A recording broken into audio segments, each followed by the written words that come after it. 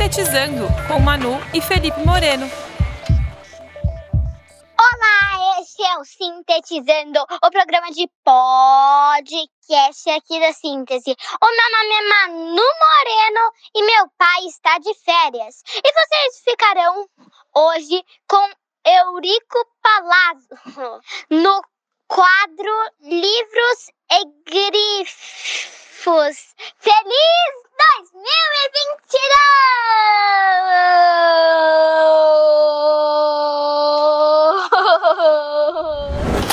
Livros e Grifos, com Eurico Palazzo, aqui no Sintetizando. Olá pessoal, tudo bem? Estamos aqui hoje para mais um Livros e Grifos do podcast Sintetizando, do meu grande amigo Alexandre Moreno.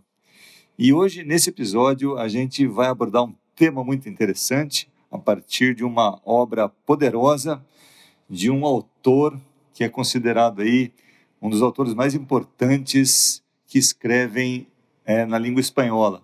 O nome dele é Leonardo Padura, um cubano que escreveu um livro incrível, poderoso, denso, antológico, eu diria, O Homem que Amava os Cachorros. É isso mesmo, o nome do livro é O Homem que Amava os Cachorros, que conta basicamente a história de como se deu o assassinato do Trotsky.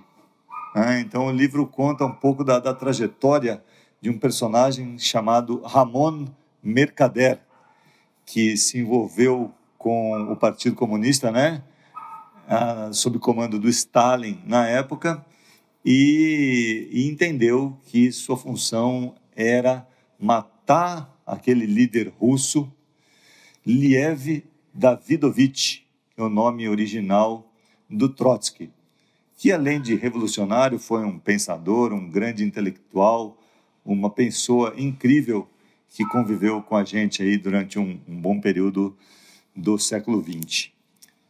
E fica muito evidente durante a narrativa toda que Trotsky foi perseguido por Stalin depois que esse ascende ao comando.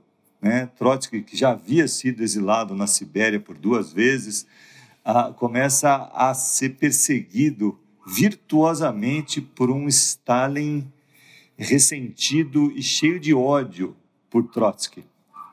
E Trotsky vai ficando cada vez mais acuado, e durante uma parte do livro ele faz a seguinte reflexão que eu vou ler para vocês aqui, abro aspas, Trotsky falando, abro aspas: até a mais grosseira das mentiras, dita repetidamente sem que ninguém a refute, acaba por se transformar em verdade. Fecho aspas. Então, olha que interessante, até a mais grosseira das mentiras, uma mentira, se dita repetidamente, vira verdade. E eu acho que é um assunto muito interessante para a gente conversar, porque a gente vive em momentos de, fazendo a tradução, de novidades disfarçadas, novidades mentirosas, fake news.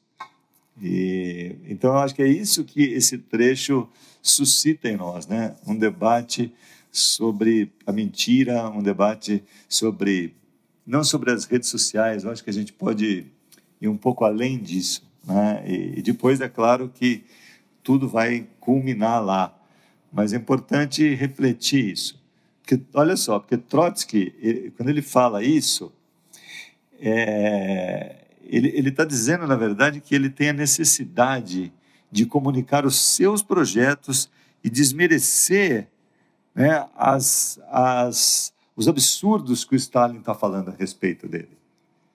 E aí a gente já fala assim, poxa vida, como a gente convive com isso diariamente em todos os países do mundo. Um acusa o outro e o outro usa as redes sociais para acusar um, e assim a batalha se torna incansável, interminável e muitas vezes injusta, porque quem tem mais, como quem tinha antigamente, acaba levando vantagem, por mais esperto que se seja, enfim. Então, nessa luta Stalin-Trotsky, eu até proponho, depois de uma reflexão aqui num texto que eu escrevi, que é uma luta injusta. E Trotsky está isolado, né, cada vez mais afastado do centro, perseguido. Os familiares dele vão sendo mortos ao longo da narrativa toda. Os amigos dele, na época da ascensão dele, lá por volta de 1920, 1915, estão sendo perseguidos, estão sendo mortos também. Então ele está cada vez mais isolado.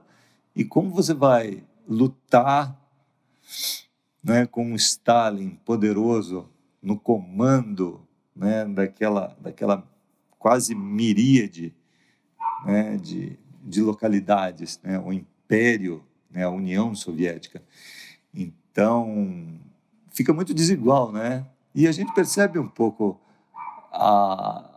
isso acontecer nas redes sociais, muitas vezes. É muito interessante como a história vai se repetindo ao longo do tempo, com diferentes cores, a maquiagem é outra, mas a problemática parece que é sempre a mesma, né? Então a gente olha no Instagram, por exemplo, e tem aquela pessoa lá com 5K, 10K, 253K, você fala assim, poxa vida, como essa pessoa... E a gente fica acuado, porque isso não é legal, né? A gente acaba se comparando o tempo todo, que é um desdobramento, né, do que acontecia lá atrás também. Então, essa frase traz tudo isso para a gente, né? Traz essa reflexão absurda desse jogo da propaganda, que inclusive é a minha formação. Eu sou publicitário de formação e hoje eu não gosto. E não sou mais, não me considero mais um publicitário, porque a propaganda, apesar de servir a alguns propósitos, a alguns nobres, via de regra, se as pessoas ao seu redor não são aptas a fazer um julgamento correto das coisas, a propaganda é muito vil. A propaganda desvirtua, manipula, engrandece demais, sofistica, dá brilho, enobrece, enfim. E se a gente não sabe ver o verdadeiro brilho, a verdadeira nobreza, etc., a propaganda pode ser muito perigosa. E Stalin usava muito bem essa propaganda contra Trotsky, que talvez até hoje seja visto como um grande vilão.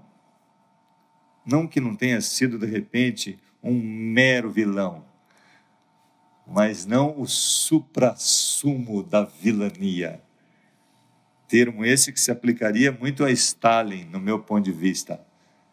Mas e tudo isso é suscitado pelo trecho que eu vou ler de novo para a gente parar e refletir aí, tá?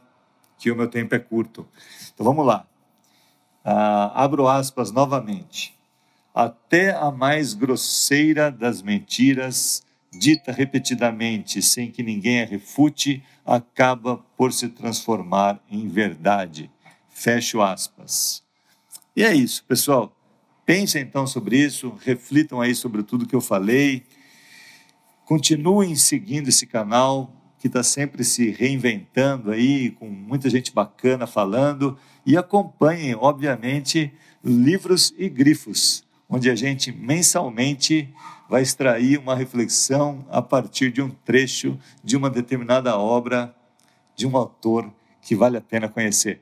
Valeu? Tamo junto. Até a próxima. Livros e Grifos, com Eurico Palazzo, aqui no Sintetizando. Espero que vocês tenham gostado. E sigam a gente no YouTube, Síntese DH, e também no Instagram, Síntese_Educacão. Até mais e feliz 2022! Adeus, ano velho! Feliz ano novo, que tudo se realize, o ano que vai nascer.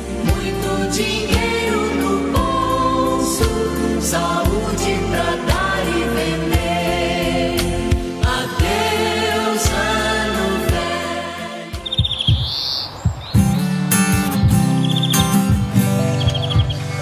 Sintetizando com Alê Moreno.